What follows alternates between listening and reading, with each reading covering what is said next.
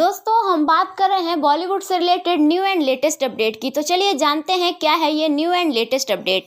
आपको बता दें एमजी रामचंद्रन का ड्रीम प्रोजेक्ट थी पोनियन सेल्वन। जानिए कैसे एमजीआर से मणिरत्नम तक पहुंची ये फिल्म। आपको बता दें किसी और से चाहा था कि इतिहास के उन चंद पन्नों में लिखी कहानी को सच कर दे। घोषणा भी कर दी गई थी लेकिन नियति को कुछ और ही मंजूर था। हम बात कर रहे हैं 2019 ये वो साल था जब अभिनेता निर्माता एमजी रामचंद्रन का सपना धूमिल हो गया था। इस बात को उजागर फिल्म निर्माता पी भारती राजा ने किया था।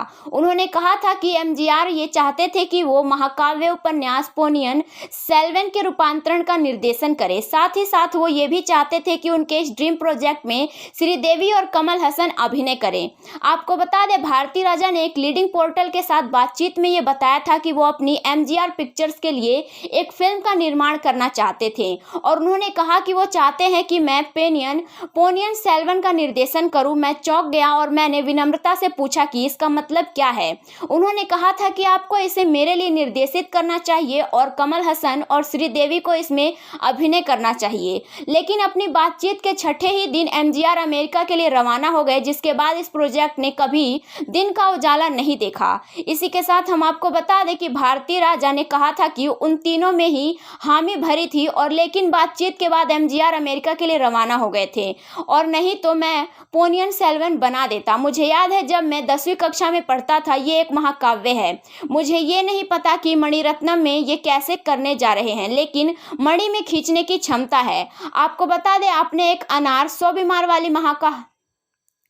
आपको बता दें कि आपने एक अनार और 100 बीमार वाली कहावत तो सुनी होगी। ये कुछ ऐसी ही लगती है और क्योंकि उस साउथ फिल्म के लिए कई लोगों ने मेहनत की है लेकिन पर्दे पर इसे लाने में सक्षम नहीं हुए। एमजीआर ने साल 1958 में ही इस फिल्म के राइट्स खरीद लिए थे और वो भी 10,000 रुपये में। और तो और फिल्म को बैक रोल करने का भी फैसला उन्होंने कर लिया था। एमजीआर की इच्छा को पूरा करने के लिए कमल हसन ने इस फिल्म के राइट्स खरीदे और मणिरत्नम के साथ काम किया और जब उन्होंने साथ मिलकर इसका पहला मसौदा पूरा किया और बजट को आखिरी रूप देने के लिए साथ बैठे तो उन्होंने ये महसूस किया कि ये फिल्म तमिल फिल्मों के बाजार के लिहाज में अपनी लागत वसूलने के लिए बहुत छोटी है, जिसकी वजह से दोनों ने इस प्रोजेक्ट को छोड़ दिया। आपको बता दें इसी के साथ कि अगर हम बात करें तो वहीं फिल्म से जुड़ी एक और अहम जानकारी ये है कि इसे पैन इंडिया फिल्म के रूप में डायरेक्ट अजय प्रदीप के जरिए किया गया था और इस फिल्म को अब वेब सीरीज में भी बदला जाएगा और ये कुल 12 सीजन की वेब सीरीज होगी, जिसमें कई इंडस्ट्री के प्रमुख कलाकार मुख्य भूमिका में नजर आएंगे और ये कथित तौर पर एक एनिमेटेड वर्जन होगा। इसके लिए इजराइला म्यूजिक देंगे और इस पर काम भी तेजी से शुरू हो गया है और साल 2023 में इसे रिलीज करने की भी योजना है।